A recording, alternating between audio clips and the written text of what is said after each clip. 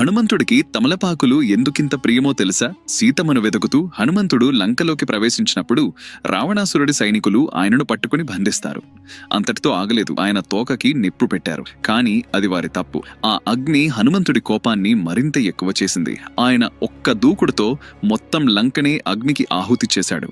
బంగారు లంక క్షణాల్లో బూడిదైపోయింది. అయితే ఆ అగ్నిజ్వాలల వల్ల హనుమంతుడికి కూడా కొన్ని గాయాలవుతాయి. లంక నుంచి తిరిగి వచ్చిన హనుమంతుడి శరీరం మీదున్న గాయాలను చూసి రాముడు హనుమాన్ని తన పక్కన కూర్చోబెట్టుకుని ఆ గాయాలను చూసి బాధపడుతూ ఏడుస్తాడు. శ్రీరాముడు స్వయంగా తమలపాకులను తెచ్చి ఆ గాయాలపైన పెడతాడు. అది ఔషధం మాత్రమే కాదు, అది శ్రీరాముని ప్రేమ. ఆ తమలపాకుల వలన ఆ గాయాలు నొప్పి తగ్గిపోయి నయమైపోవటంతో హనుమాన్కి రాముడు తెచ్చిన తమలపాకులంటే ఎంతో ఇష్టం పెరిగిపోయింది. అప్పుడు హనుమంతుడు జాంబవంతుడితో, ఇక నుంచి నన్నెవరైనా కొలవాలి అంటే ఈ తమలపాకులతో ఒక మాల చేసి అర్పిస్తే వాళ్లను నేను అనుగ్రహిస్తాను. వారి కష్టాలను